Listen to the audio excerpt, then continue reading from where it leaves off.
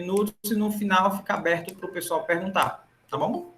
Pronto, tudo bem. Então, eu vou dar a palestra, né? E no final vocês questionam, perguntam, é bem livre. Assim. Se tiver alguma dúvida na hora também, e não sei, caso não consiga ir para o próximo tópico, se não tirar essa, tudo bem também, a gente conversa, não tem problema. Boa tarde, eu sou a Sandy, sou psicóloga formada pela Universidade Federal do Ceará. Eu vou falar sobre neurociências e espiritualidade.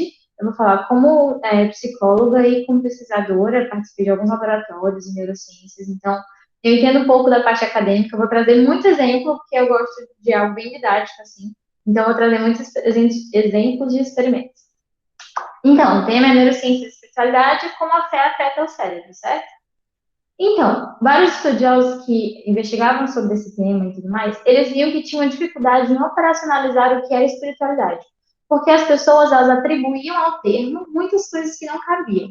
Então, para ser algo mais didático durante as pesquisas, eles dividiram a nomenclatura em três coisas diferentes, que a gente acaba usualmente usando e até tem essa distinção, mas não é tão claro no nosso corriqueiro, no nosso cotidiano.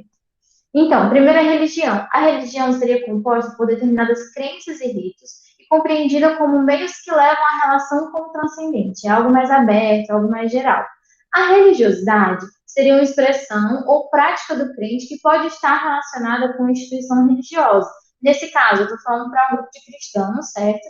Então, seria a questão dos evangélicos, a questão da igreja, seria esse meio, assim, os católicos, por exemplo, e afins. E a espiritualidade é uma dimensão mais abrangente, que está presente nas atividades do serviço psicológico. Ela entrou como um critério, e é o próximo tópico. Em 1998, a OMS definiu a saúde como um estado dinâmico de completo bem-estar físico, mental, espiritual e social, e não mais apenas a ausência de doenças ou enfermidades que era colocado como antes. Agora ele traz a perspectiva de um biopsicossócio-espiritual. Então ele engloba mais. Em 83, na acho que 37ª Assembleia da OMS, eles tinham tentado trazer a dimensão espiritual também. 22 países, mais ou menos, eram a favor, mas não era um consenso, assim. Então, eles só conseguiram depois desses 14 anos, 98. E aí, o espiritual entrou como parte também. E aí, a gente vai para a espiritualidade. A espiritualidade, ela é feita em diversas formas. As que eu vou trazer aqui são ampliação da capacidade de lidar com eventos estressores da vida, que a gente chama de um repertório de enfrentamento para essas situações, adversidades, frustrações. Ela possibilita experiências de felicidade em geral, tem o desenvolvimento da cognição social, que eu vou explicar melhor o que é isso. Ocorre a psiconeuroimunologia e a neuroquímica, a neuromodulação e o sistema parasimpático. Primeiro, para a gente falar de espiritualidade e trazer a espiritualidade como noção de ciência, Viktor Frankl que trouxe essa ideia para a psicologia, ele era um autor, um pesquisador muito famoso, e ele trazia essa ideia de que a espiritualidade era inerente ao ser humano. Ele poderia buscá-la ou não, mas ela fazia parte dos processos cognitivos dele também.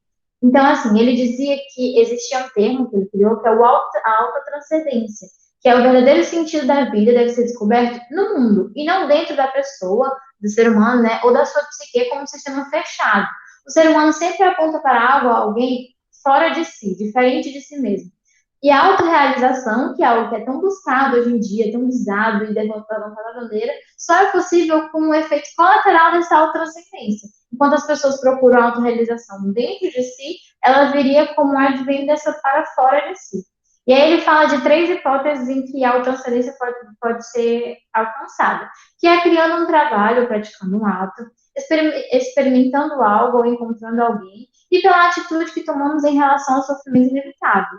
Esses três aspectos podem entrar no termo cristão, né, na realidade religiosa, por exemplo, do cristianismo, quando dentro do cristianismo acontece serviço, ministério, essa criação de trabalhos, de atos de se empenhar. Quando você experimenta situações religiosas próprias, quando você encontra pessoas, e pela atitude que você toma diante de um sofrimento, como uma nova perspectiva do que é o sofrimento em si. O cristianismo trabalha essa modificação da ideia do que seria o sofrimento e do que ele representa. Então, Partindo primeiro da cognição social. O que é cognição social? É um processo neurobiológico que permite interpretar as condutas sociais extremamente diversas e flexíveis, assim. É como se você tentasse prever intenções, crenças ou desejos de outras pessoas. E ela é, academicamente, dividida em 4 etapas, 4 partes diferentes de cognição social, que estão dentro do grande, né? É um guarda-chuva que seria a percepção emocional, que é discriminar e inferir informações, emoções, a partir das expressões emocionais, inflexões vocais, ou a prosódia, que é a tonalidade da fala e tudo mais. Essa está muito relacionada à segunda, que é a teoria da mente, que é ser capaz de se colocar na perspectiva do outro, e de fazer inferências relativas ao conteúdo dos seus estados. É a ideia de você estar como o outro. Como que isso é trabalhado no cristianismo? Se alegrar com os que se alegram, chorar com os que choram, em Romanos é dito sobre isso. É a ideia de amar o próximo como a si mesmo, se colocar nesse outro lugar, é tomar essa nova perspectiva. É o que a gente chama de tomada de perspectiva. Aí entra a percepção social também, que é discriminar pistas do ambiente, de comportamentos manifestos em determinado contexto, por regras ou convenções sociais. Dentro do ambiente religioso, é muito comum a gente estabelecer regras e convenções sociais, e até em próprias denominações diferentes. Existem regras diferentes em denominações, por exemplo, os pentecostais, os reformados, os presbiterianos, e esses contextos é algo que você aprende a distinguir e a se portar diante deles. Ah, mas assim, são essas regras da religião? Não, isso pode ser aplicado em outras situações também, como exemplo de apologética. Quando em Atos 2, Pedro fala para os judeus, ele usa os termos judaicos, ele usa a história dos judeus, e todo, desde o antigo, do princípio e tudo mais, né, no dia de Pentecostes, então ele traz essa perspectiva. Agora, quando Paulo fala para os gregos, em Atos 7, ele traz lá no Areópago, né? Acho que foi em Atenas. Ele traz uma nova visão, ele traz as crenças e regras convencionais dos gregos, a ideia dos deuses e tudo mais, até chegar no ponto de vista dele. Ele tem essa percepção diferente para trazer a própria, sabe? E o estilo de atribuição é atribuir relações de causalidade entre os conhecimentos da própria vida. Isso também é trabalhado no cristianismo, porque a ideia de que tudo tem um propósito, por exemplo, Provérbios 16:4, Deus tem um propósito para todas as coisas. Então, é uma nova perspectiva de como você vê os ambientes, as coisas que acontecem, os eventos ao seu redor e o próprio ambiente que você está inserido. E aí, quando eles foram estudar a espiritualidade, eles dividiram em 2 tipos de espiritualidade para ficar, durante os estudos eles encontraram, né? Que seria a extrínseca, que é uma espiritualidade de comportamentos religiosos que visam benefícios exteriores, de status, segurança e distrações, assim, em que a pessoa se volta ao sagrado, a Deus, mas sem se desapegar de si mesmo. Já existia outra que se chama intrínseca, que é um sentimento de significado último da vida, assim, em que a pessoa busca harmonizar suas necessidades, interesses, as suas crenças, esforçando-se por internalizá-las e segui-las completamente. A primeira seria como se, entre aspas, né, você moldasse a religião ou aquela situação, aquele contexto para si, enquanto a segunda você se molda para aquele contexto. E eles viram que os extrínsecos usam da sua religião, enquanto os intrínsecos a vivenciam de fato. E eles perceberam também que a versão intrínseca é um fator que beneficia a saúde dos religiosos, quando a extrínseca pode gerar problemas em geral. Por quê? A ideia de extrínseca está relacionada a uma preocupação com as coisas, a preocupação em como você. Aquelas orações que as pessoas pedem mais do que agradecem, elas pedem mais por coisas do que elas mudam e se moldam, sabe? Então é aquela questão de, por exemplo, em Mateus 6, que Jesus fala, né, que não andeis preocupados com o dia de amanhã, com comer, com o que vestir. Essa é mais essa preocupação. E a intrínseca já está relacionada a seres como eu sou com o Pai, João 17.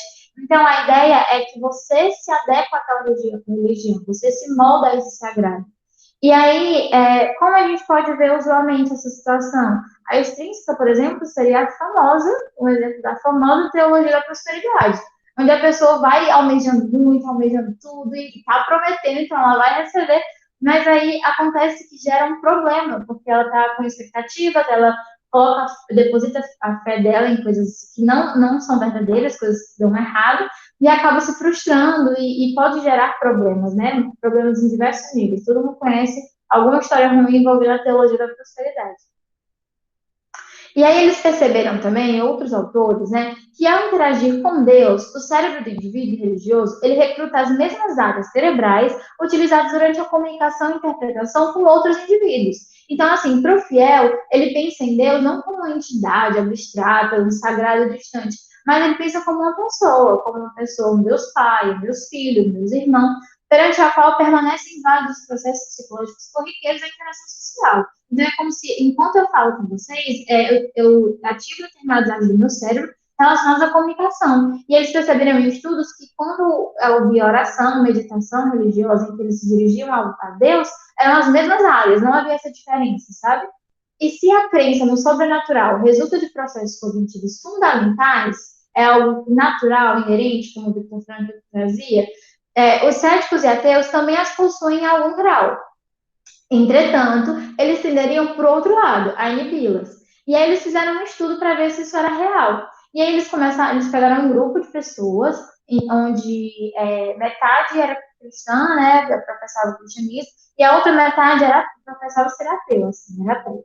E aí eles pegaram e fizeram um experimento que era assim, eles contavam histórias ou situações em que racionalmente não encontravam explicação.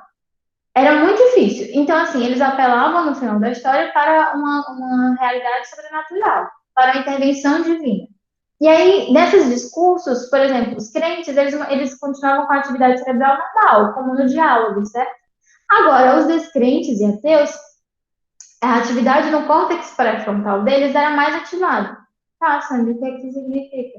O córtex pré-frontal está relacionado à questão de inibição, de controle.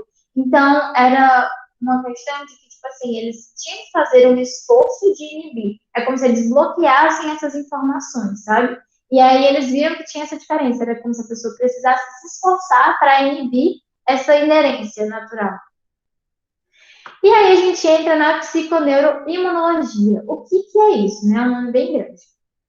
É a mudança imunológica do sistema imunológico, que é mediada por fatores como a ativação do sistema nervoso central, a resposta hormonal do seu corpo e a mudança comportamental em função de características e status psicológicos. Tá, como que eles chegaram a essa teoria? De que o meu sistema imunológico se adequa a sentimentos, a certezas, a crenças, pensamentos. Eu só beber água, tá? Eu tô com muita sede. Então, o primeiro estudo foi em 1940, em que eles pegaram e foram fazer experimentos e vincularam sentimentos e emoções negativas, como tristeza, raiva, angústia, especialmente, com desconfortos abdominais, com desconfortos no intestino, desconfortos no estômago. Onde que a gente já viu isso? Onde que já está remetido no contexto do cristianismo? Em Jeremias 29:11, por exemplo, em que ele fala, não, em Jeremias 4:19, desculpa, em que ele fala das entranhas dele, que a tristeza afetava as próprias entranhas, que ele não era só um sentimento de angústia no coração, por exemplo, era o corpo respondia àquilo. Em diversas partes da escritura, assim, eu recordo de alguns que falam dessa situação, em que as minhas entranhas e tal. E aí outro estudo foi em 1975, quando eles pegaram ratinhos e eles fizeram um experimento assim.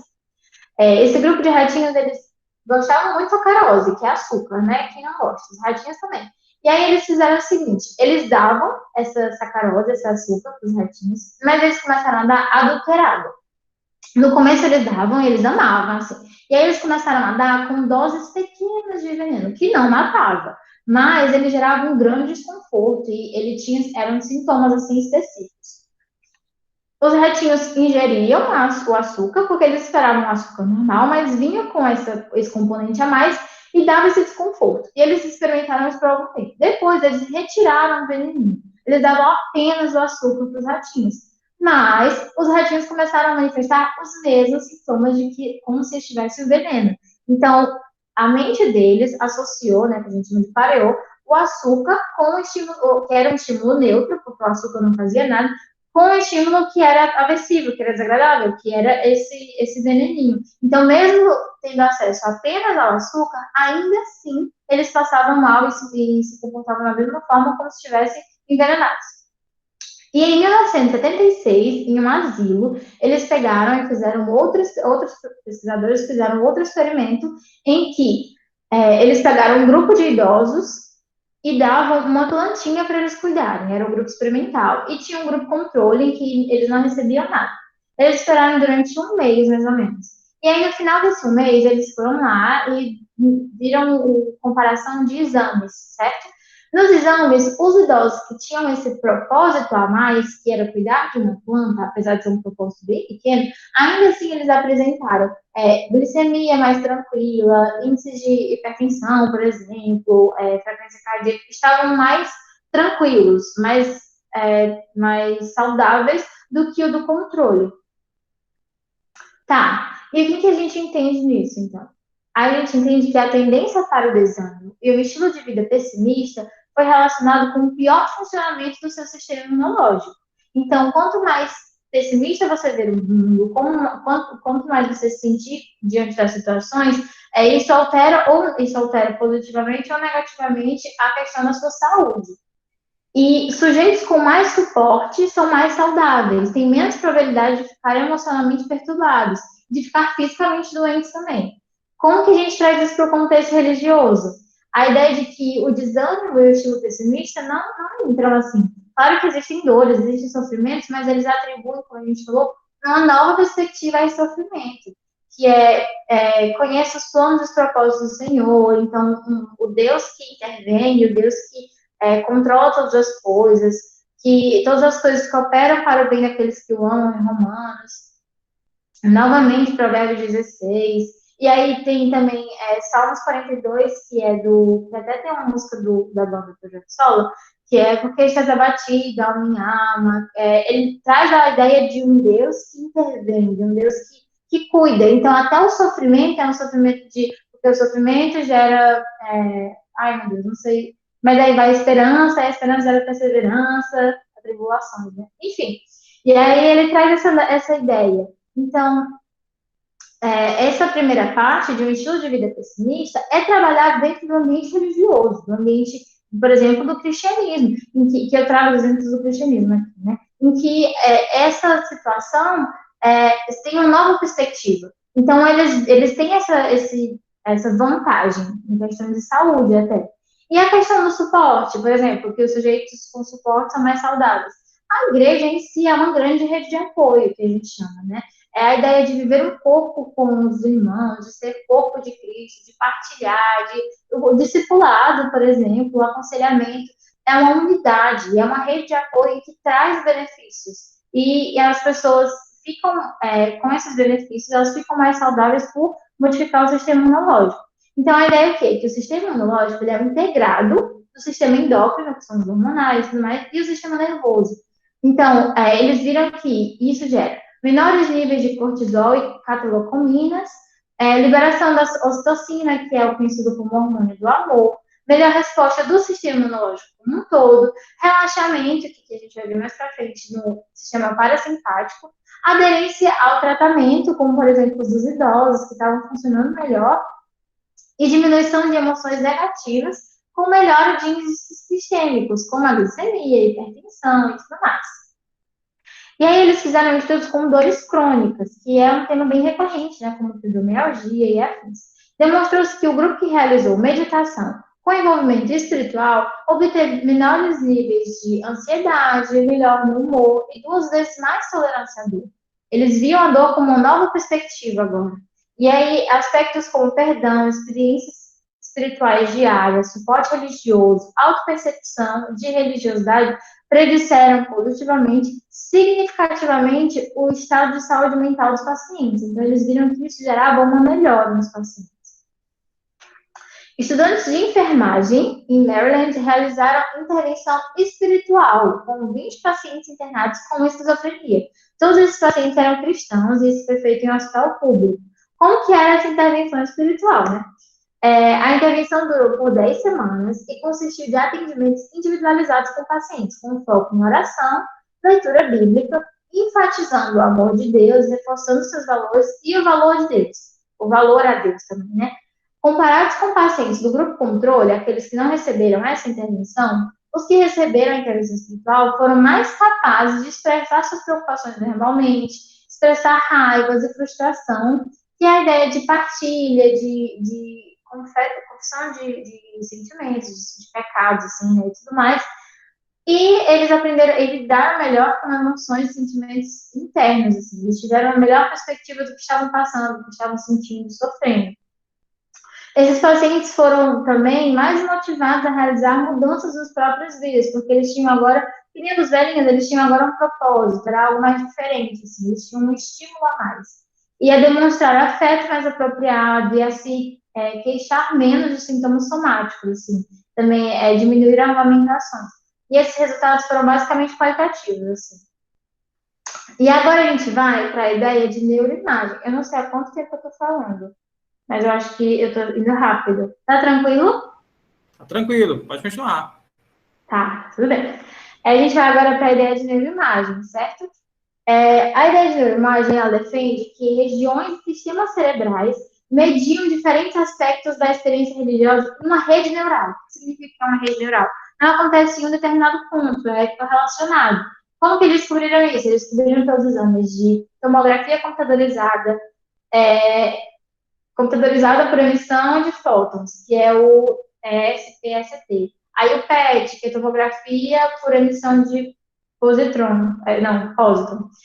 E o fMRI, que é a ressonância magnética funcional, e o ERG, sendo que o ERG eles faziam bastante durante as atividades religiosas, que é o eletroencefalograma. Antes, a ideia era de que existia um ponto de Deus no cérebro. O que isso quer dizer?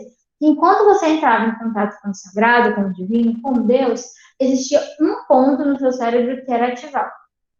Essa teoria foi abaixo com essas imagens, porque eles entenderam que agora não é um ponto específico, mas são complexas e multidimensionais, à medida em que envolvem alterações na percepção, na cognição e na própria emoção. Então, é uma rede, não está mais em um ponto específico, está tudo interligado. E aí, lembra que eu ia falar, que eu disse, essa questão de relaxamento a gente vê no sistema parasimpático? A ideia é a seguinte, nós temos sistemas autônomos. O que isso significa? Nosso corpo reage. E ele reage de duas formas mais comuns, né? Que são o sistema simpático e o sistema parasimpático. Como estamos em Fortaleza, eu vou dar um exemplo muito corriqueiro em Fortaleza, que é o quê? O assalto. Quando você é assaltado, ou quando você está sendo abordado, o seu sistema simpático é ativado. O que isso significa? Que você dilata a pupila para ter uma visão melhor, você acelera os batimentos cardíacos para ter uma pulsação no corpo todo, você acelera a respiração, você libera, por exemplo, para a digestão e libera coisas que no seu corpo estão pesadas, como, por exemplo, tem gente que faz xixi da hora, assim. Isso é muito visto em psicologia das emergências e desastres. As pessoas reagem dessa forma quando o sistema simpático é ativado. Algumas vomitam porque param de digerir, né? Então, eles colocam para fora. E aí, pronto, você foi abordado e tal. O bandido foi embora, levou suas coisas, ou então você conseguiu fugir, e aí tá tudo bem, tá no ambiente safe e tal. Aí o seu sistema parasimpático, que também é automático, é autônomo, é ativado. O que o sistema parasimpático faz? Lembra que a pupila dilatou para você ver melhor? Aí ele contrai a pupila, ele diminui os batimentos cardíacos, ele desacelera a respiração que estava muito intensa, estimula a digestão, e é um estado de repouso, assim. Tá, Sandy, mas assim, o meu sistema simpático, ele só é ativado quando eu estou em um assalto? Não necessariamente, por exemplo, em estresses crônicos ou situações com transtorno de estresse pós-traumático, o sistema simpático, ele é ativado também. Pessoas muito tensionadas ou que estão em estado de alerta constante têm essa maior facilidade. E pessoas em ambientes religiosos, em meditação, em orações, que têm esse vínculo com as crenças, eles têm o inverso. Eles têm esse sistema parasimpático mais desenvolvido, no sentido de que é mais frequente estar nesse sistema, que é mais benéfico para o corpo, assim, em questão de respiração, de digestão, dos batimentos cardíacos. Então, é um estado mais de serenidade, tranquilidade fisicamente, assim. É aquela paz que é remetida, né? Uma paz que vem do Senhor, mas que é uma paz que acalma o corpo inteiro. E isso é fisicamente comprovado. E aí eu falei que eram áreas do cérebro que eram ativadas, né? A espiritualidade foi localizada também, não são só nessas áreas, mas são as mais recorrentes, em alterações do lobo parietal, que é essa parte aqui, que está relacionado à noção de eu, a noção de percepção, propriocepção, né, que é a percepção do seu corpo, a percepção espacial, e a área frontal, que é tomada de decisão, que são as funções mais executivas, tomada de decisão, planejamento, controle e tudo mais. E a pré-frontal mesmo é o controle vitório, que foi o que a gente falou, de pessoas que, descrentes ou céticos, e quando contavam as situações que eram de histórias que envolviam o sobrenatural, eles ativavam o pré-frontal. Essa questão de inibir, assim, de um controle. E aí eles perceberam que durante as experiências religiosas, como eles perceberam isso? Através desses exames, eles faziam durante orações, durante leitura da palavra, tinha isso de leitura da palavra, durante cultos, enfim, de diversas formas. Às vezes eles pediam orações silenciosas, orações verbalizadas, as verbalizadas foi que eles descobriram a diferença do extrínseco para o intrínseco. Então, eles descobriram que essas áreas eram as mais ativadas. E aí, esse estudo é muito interessante, porque Newberg, em 2006, com outras pessoas, né, utilizando a tomografia computadorizada por emissão de fóton único, que é o SPST, ele viu um estudo com um dom de línguas, que se chama de glosalia, né? O que ele percebeu? Que a ideia de dom de línguas é o quê? As pessoas que falam, que tiverem esse dom e tudo mais, referem-se a línguas que não são compreensíveis assim, e que são a língua dos anjos, e que eles não têm controle, mas eles não estão, tipo, hipnose ou algo do tipo, né? Eles dizem que eles têm noção, mas que eles não têm controle, sai. E eles fizeram esse estudo. E eles descobriram que durante esse momento em que as pessoas oravam em línguas, realmente, a parte do parietal delas, que é a noção de si, a noção do eu, a noção de propriocepção, era mantida. Eles não tinham essa baixa na questão de si, eles não saíam de si, que essa é a ideia, o que causou com a afirmação deles, né? Eles não saíam de si. Mas a parte frontal, o córtex pré-frontal deles, que é o controle inibitório, diminuía a ativação. E o que isso significava? Que eles não tinham um controle voluntário disso, não era intencional. Se acontecia, era casado com o discurso deles, sabe?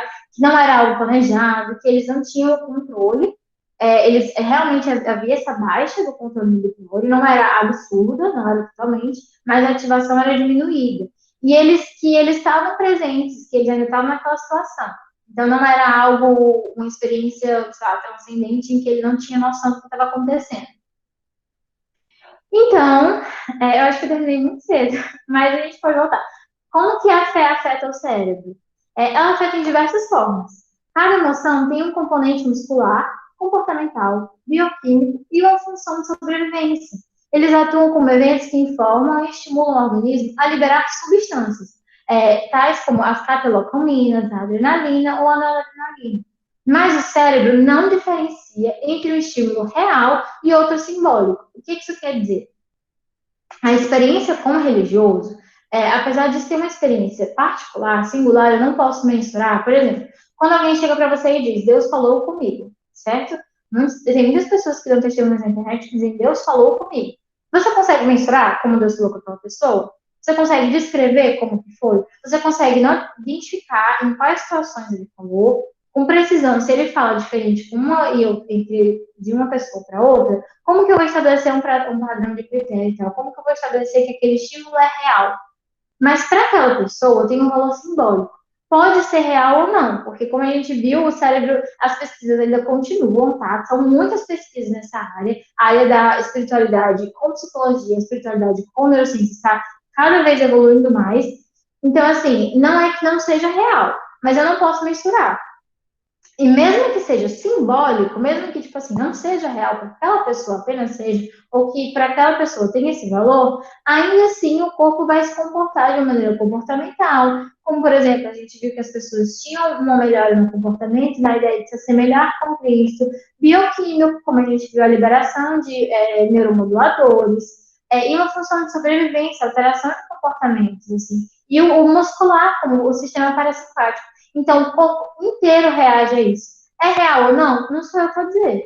Para aquela pessoa está sendo. Se para aquela pessoa está sendo, ela traz diferenças comportamentais, ela traz diferenças biológicas no corpo dela e neurobiológicas também, neuroquímicas e tudo mais. Então, não é de uma forma, não é de outra. São diversas formas, né?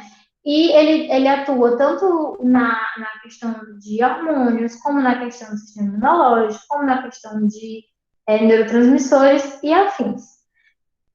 Gente, eu terminei, acho que eu não sei quanto tempo eu tô falando, de verdade. Aí alguém sabe me dizer? Acho que eu tô falando Quase 40 minutos. então pronto. Eu achei que eu tinha ido muito rápido. Tá, eu não coloquei as referências aqui. Por quê? Porque eu esqueci. Mas eu fiz fichamentos, assim, eu não tirei essas informações da minha cabeça, não, tá? Eu segui uma ordemzinha, peguei artigos, fiz fichamentos, livros e tudo mais. Tinha todo esse material, caso queiram, eu posso passar as referências. Para contato, eu tenho esse e-mail, tenho o Instagram profissional, né? E tenho o meu contato de WhatsApp também. Muito obrigada pela atenção. Desenvolva suas sinapses, sempre recomendo isso. E sua espiritualidade, como a gente viu, faz muito bem também. Então, vamos para abrir para as perguntas, caso vocês queiram fazer alguma pergunta. Tá liberado. Tá, enquanto o pessoal vai falando aí.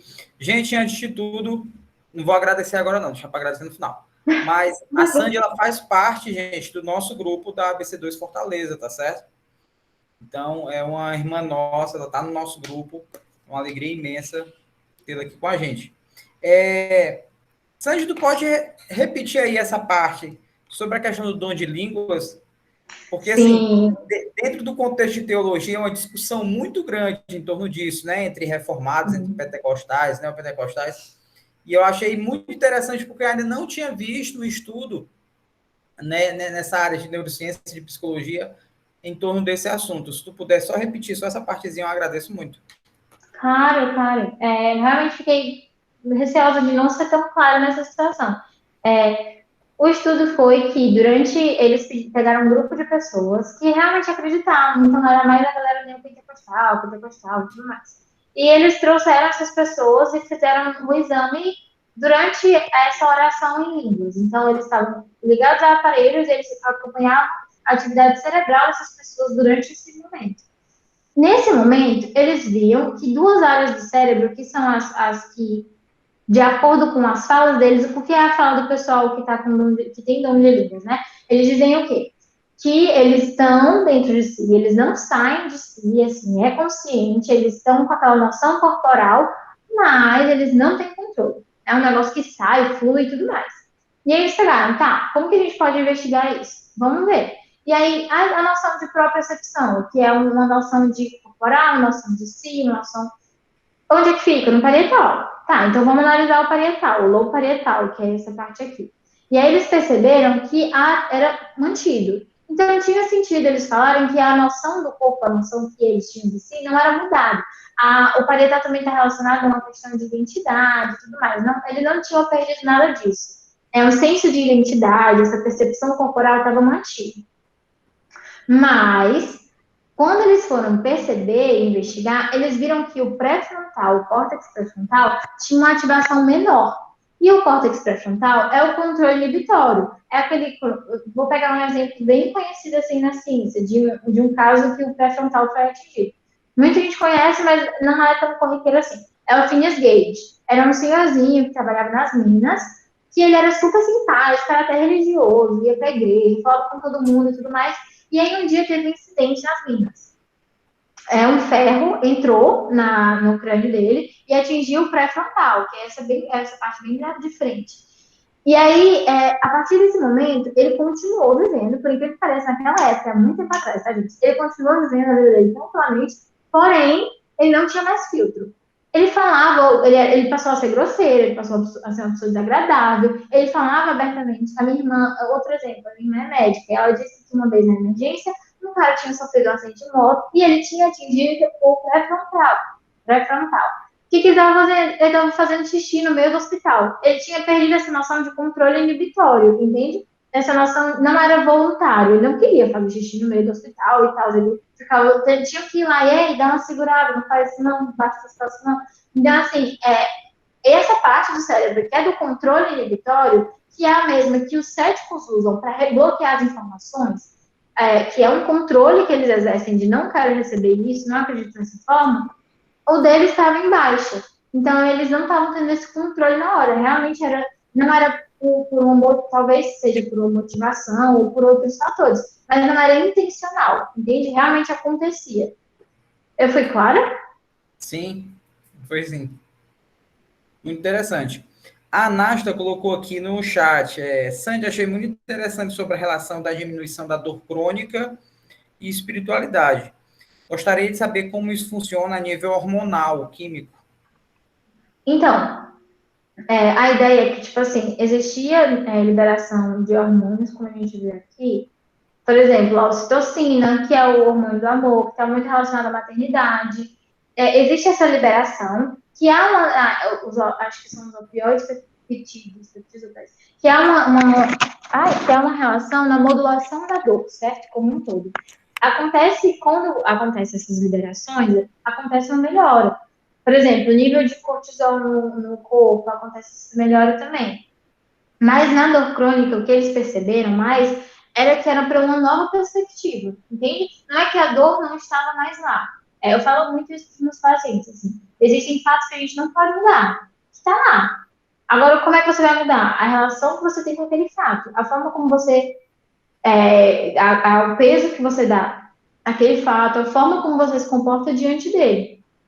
A dor crônica continuava, mas a perspectiva deles diante daquilo foi diferente. Então, eles tinham uma tolerância maior à dor, porque eles tiveram esse pensamento, e aí houveram a liberação desses hormônios, como a ocitocina, como a baixa do cortisol, e o sistema imunológico como um todo funcionando melhor, mas pela diminuição das emoções negativas, diante daquilo, o peso foi reduzido. Porque quando a gente atribui uma noção, uma dimensão aversiva para aquele acontecimento, a gente libera mais do que o normal, entende? É um aumento, é um excesso. E a ideia é que teve uma baixa. Mas são os mesmos aqui. Agora, nesse estudo em específico, eles não viram muitas diferenças hormonais. Foi mais pela percepção da dor, sabe? Existe uma diferença entre a dor em si e a percepção que você traz dela. Eu fui clara? Sim, muito show. Eu acho interessante porque a gente não trouxe uma visão reducionista da coisa, né? Não é dizer, não, a oração está relacionada àquela parte do cérebro e pronto. Mas a gente vê que toda essa questão de espiritualidade, de fé, de oração, ou da experiência espiritual que a gente tenha, seja qual for o âmbito de igreja, né? Não é uma coisa reducionista, mas uma coisa que você percebe que existe interação das diversas regiões do cérebro, né? Sim, sim. É perfeito, sim. Eu amo neurociências, é incrível, porque você vê que nunca é uma explicação simples, nunca é uma causa qualquer, sempre está relacionada a milhares de outras coisas. Por exemplo, eu não coloquei isso nos slides, mas tem uma área da neurociências que é a epigenética, certo? A epigenética se refere à ativação ou ao silenciamento de genes específicos. Por exemplo, existem cargas genéticas em transtornos, em doenças e tudo mais, que podem ser hereditárias ou não. Mas a história de vida daquela pessoa influencia se o gene vai ser ativado ou não. Tá, vou para um exemplo mais palpável. Esquizofrenia. Tem uma carga genética também. Até hoje não tem a causa específica da esquizofrenia. É multicausal, não tem um gene específico, mas eles sabem que tem essa carga. E aí, acho que, enfim, e aí eles entenderam que o quê? Que eventos aversivos, pessoas que tinham essas situações, eles tinham mais dificuldade para lidar com aquelas situações e tudo mais, e havia a ativação desses genes. Era como se até então eles tivessem uma vida saudável e havia um evento traumático e era ativado. O que acontece, acho que é a metilação. E aí, em outras situações, o inverso acontecia também. Acontecia, por exemplo, a redução de sintomas ou algo do tipo. E era, não há cura, né? Mas era uma redução de sintomas pelo silenciamento, que era pela história de vida. A partir do momento em que você vê a história de vida, não é só a história de vida, é como a pessoa se comporta diante da própria história de vida. Dois irmãos que cresceram na mesma casa, que tiveram gêmeos, que tiveram todas as relações, têm comportamentos diferentes diante da mesma situação. Então, é um amplo, assim, não é uma causa, é multicausal, e você sempre vai investigar a partir dessa perspectiva, inclusive na terapia. Muito legal. Sandy, tem algumas pessoas que a gente conversa, né, fala sobre Deus, fala sobre fé, às vezes até em situações assim bem difíceis, mas as pessoas se fecham muito a acreditar em Deus ou acreditar naquilo que a gente está falando, né? Uhum. Em situações como essa, é uma situação de bloqueio, é um pessimismo, ou é só chatice, ou minha pergunta também não tem nada a ver. Não, assim, como eu te falei, não tem como dizer de cara, sabe? São várias possibilidades, pode ser cada uma dessas possibilidades que você nomeou. Mas, assim, existem pessoas que têm bloqueio para a religião, de verdade, por fatos passados ou eventos, assim, que foram acontecidos. Como a gente viu nesse estudo, fazer o estudo, realmente tem essa atividade, alguns têm essa atividade do córtex pré-frontal mais ativado na hora, mas isso pode ter sido gerado por um treino. A ideia de como se a teoria do Viktor Frankl está certa, e todos têm uma predisposição para a espiritualidade, quando você inibe essa espiritualidade, você tem que fazer um treino, porque se era algo natural e você adquiriu, então foi um treino. E aí, para fazer esse treino, foi algo que você quis. O que aconteceu, que você foi ensinado, mas você tinha essa vontade. Você tinha essa escolha, na verdade. Então, pode acontecer, como eles viram durante esses momentos, havia essa maior atividade na questão do controle, da inibição, do bloqueio de informações. Pode ser esse caso também. Agora, tem pessoas que são por outras situações, assim, por traumas, e traumas também podem gerar esse mesmo bloqueio. São pessoas, às vezes, desinteressadas, que só não querem saber o assunto, que, tipo assim, não tô nem aí se Deus existe, Deus não existe, só, tipo assim, tudo bem, não é pra mim. Nesse caso, eles tinham certeza que Deus não existia, porque para eles essas explicações não eram plausíveis. Não é o caso daquela pessoa de, tanto faz, se tem, se não tem, eu só não quero pra mim. É muito escutado isso, né? Pois Deus não existe, eu só não quero na minha vida. Entendi. A Ângela colocou aqui, assunto fascinante. Nas pesquisas não foi feita distinção entre os religiosos extrínsecos e intrínsecos. Acredito que haveria muita diferença nas reações. Como que seriam essas distinções, assim? Porque as distinções foram feitas em formas de orações, assim. Em como eles estavam orando. Eles pegaram diversos grupos cristãos e dentre esses diversos, assim, eles viram que era essa diferença na própria oração deles. E a oração, eles não pediam, então era uma motivação própria. Então era a forma como eles oravam. E aí, depois que eles viram que existia esse padrão de oração, dois padrões, né, de orações, eles perceberam que esse padrão era mantido nas pessoas e tinha reflexões em outras áreas, como, por exemplo, na forma que viviam em geral, na forma em que lidavam com a saúde, com aquela história, né, de como a pessoa lida com os problemas e aquilo pode gerar mais problemas. Então, era essa distinção. Eles atribuíram dois grupos do geralzão pela forma que oravam. Era essa a pergunta? Sim, eu acredito que sim. Pelo menos também foi a forma que eu entendi. A Stephanie levantou a mão aí, não sei se ela tem alguma pergunta. Eu posso sair daqui porque Oi, eu não estou vendo nada. boa Eu vou tarde. voltar para vocês. Oi, boa tarde. Boa tarde. Então, a minha internet caiu um pouquinho, aí eu não sei se o que eu vou falar assim, vai fugir ao que foi tratado, né? Mas eu queria fazer um comentário e fazer uma pergunta. Na parte que eu falou lá no comecinho sobre a igreja ser uma grande rede de apoio, eu fico lembrando muito dos filhos, dos irmãos dos amigos de Jó, né? Que às vezes a gente tá eu pelo menos já passei por isso, a gente tá num contexto precisando de um apoio e ao invés de encontrar esse apoio na igreja, a gente não encontra, né? Então, acho que ainda falta um pouco dessa sabedoria por parte da igreja de entender como ser uma rede de apoio, né? Não sei se vocês também têm isso. Sim. E a outra Sim. pergunta que eu A outra pergunta que eu queria fazer é em relação à questão de lidar com o sofrimento, né? A gente sabe que o sofrimento é tipo algo que a gente não quer, ninguém quer. Mas eu já ouvi, assim, de psicólogos não cristãos que, tipo, frases, assim, posicionamentos que estimulam você a fugir daquela situação e tal. Aí, a minha pergunta é, esse posicionamento, essa visão, assim, de como lidar, de buscar uma super autopreservação, isso tem a ver com a forma que a gente enxerga pelo lado espiritual, essa é a diferença? Ou não, é por outro motivo? Não sei se eu consegui elaborar a pergunta. Deixa eu ver se eu entendi. Você perguntou se esses psicólogos ou profissionais dizem para as pessoas fugirem pela forma como eles encaram o mundo e a gente manda enfrentar, os cristãos mandam enfrentar pela forma como eles encaram, é isso? Isso. Pronto. Não. Assim, não era para ser. Infelizmente, tem muitos profissionais que não são tão bons. Nesse caso, assim, de fugir do sofrimento, eu também não quero falar, né, que a pessoa é ruim, não vou falar isso não. Mas, assim, a gente não manda evitar o sofrimento, sabe? É claro que existem sofrimentos que são evitáveis, como relacionamentos abusivos. Por que você vai se manter dentro de um relacionamento abusivo se ele pode ser evitado? Agora, assim, a ideia é que, inclusive, eu sempre falo isso, tem sofrimentos que são inevitáveis, a gente não consegue mudar, e aí eu vou fugir? Na pandemia, por exemplo, tava muita gente presa dentro de casa e não conseguia sair daquele ambiente, ia fazer o quê? Ia para onde, entende?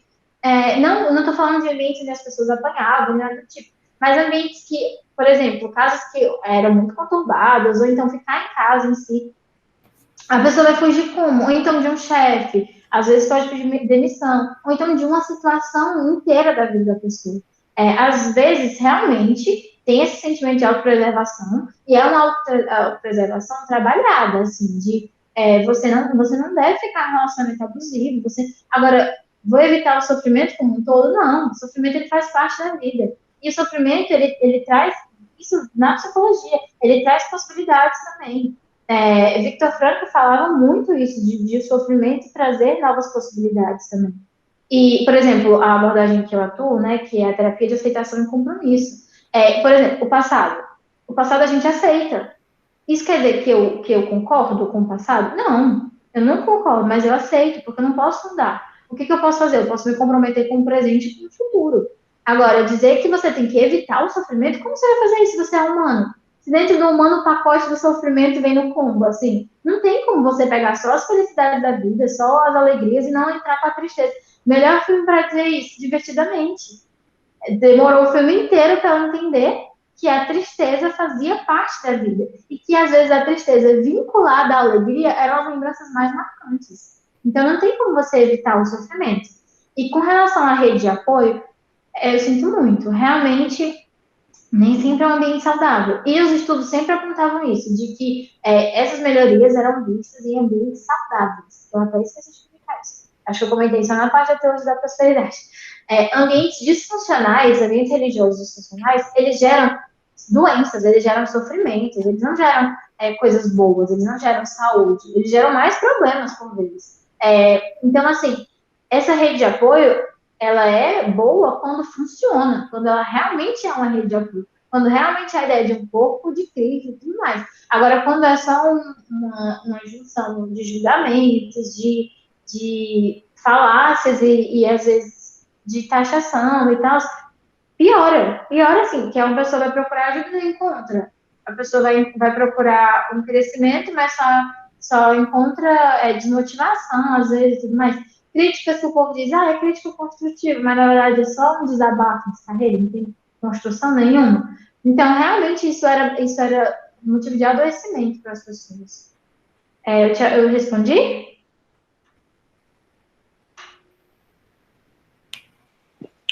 Sim, muito obrigada, Sandra.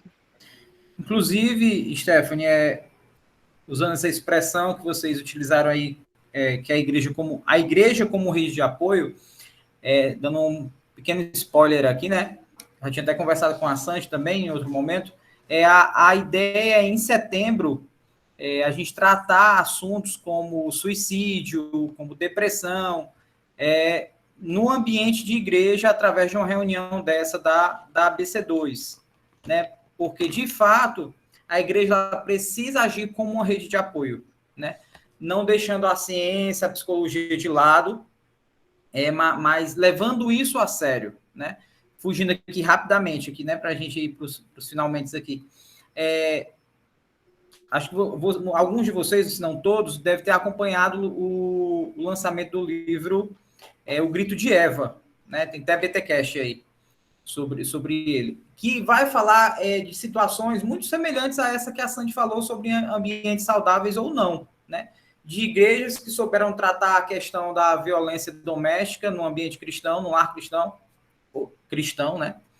E em ambientes que a igreja não soube tratar isso de forma correta. E não só em questão da violência doméstica, mas em questão a outros assuntos ligados à questão de abuso, né? Não só físico, mas psicológico também. E a gente vê que a igreja ela precisa aprender, né? Já avançou muito, mas ela também ainda tem muito que aprender sobre ser essa rede de apoio, sobre ouvir e não somente dizer, tá bom, então vá para casa orar. Porque às vezes isso não funciona. Às vezes não, na maioria das vezes, né? Não sendo aqui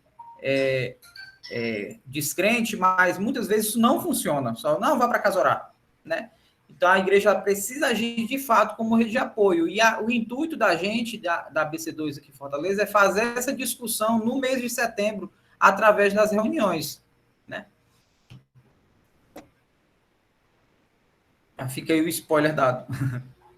Muito bom. Eu não sei só se você me fez clara na questão de sofrimento. Gente, só desculpa, de verdade. Só um minutinho, porque eu tenho que abrir a porta do meu cachorro. Só um minutinho.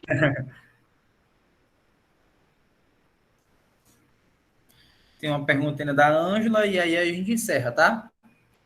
Só um minutinho. Pronto, é só. Desculpa, de verdade. É só a questão que.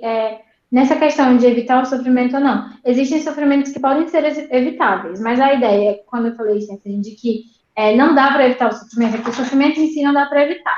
Mas sofrimentos que podem ser evitáveis, dá para você se resguardar. Agora depende também, você tem que ter aquele lindo e belo bom senso, né? De até que ponto resguardar os seus sofrimentos vai gerar sofrimentos danosos a outros que não deveriam existir. Aquele de se colocar em primeiro lugar sempre em situações que podem até ser aversivas para outras pessoas.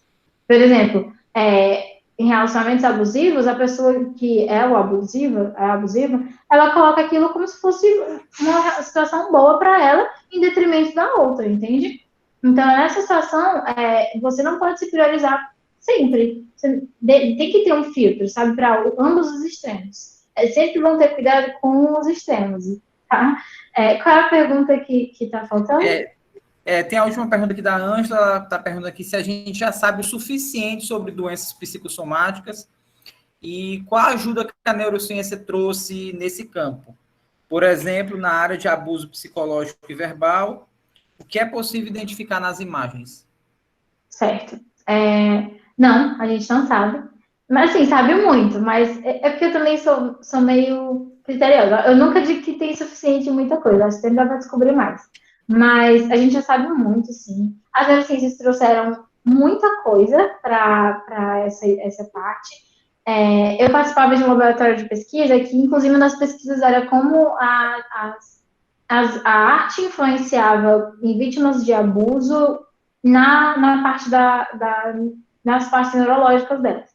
Como eu falei, muitos do que eu trouxe são por estudos de neuroimagem. Então, eles viram, sim, que há diferenças fisiológicas. Por exemplo, se o abuso for muito na infância e perdurar por muito tempo, podem acontecer alterações na fisiologia do cérebro, em determinadas áreas. Eu vou te trazer um exemplo que não está relacionado ao abuso, mas está relacionado à geração. Eles pegaram um estudo e analisaram crianças que eram órfãs e que viviam no orfanato, e crianças que iam para aquela creche do presídio, onde as mães eram presidiárias, mas no primeiro, acho que não sei até quando eles podem ficar lá na creche, mas é tipo assim, no primeiro ano de vida, assim, no comecinho mesmo. E eles perceberam que as crianças que estavam no ambiente do presídio, que todo mundo diz que é um ambiente ruim e tudo mais, elas tinham desenvolvido melhor as faculdades e tudo mais, mentais, e a amígdala delas era tranquila. Enquanto crianças órfãs, esse estudo é bem antigo, enquanto as crianças órfãs, elas tinham uma pequena, bem breve, alteração no tamanho da amígdala.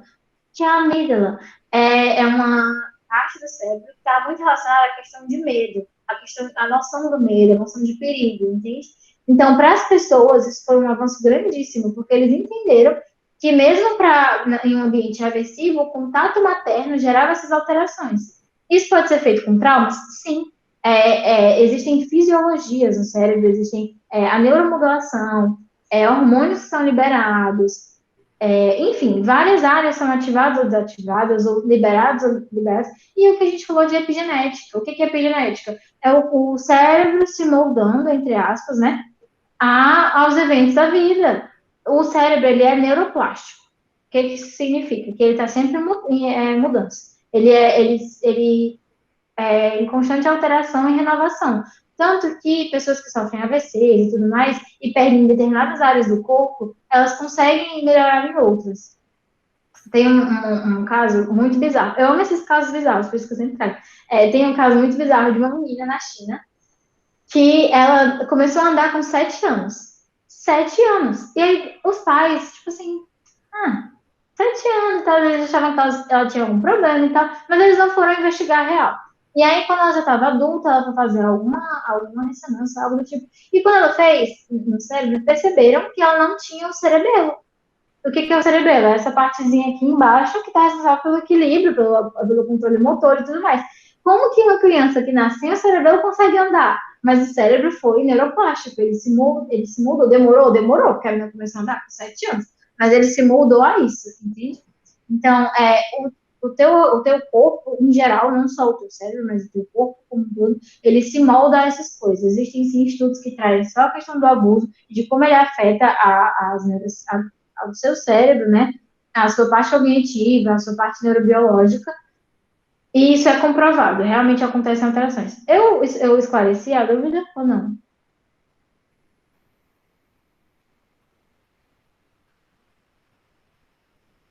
Sim, eu acredito que sim. Sim, pronto. Show.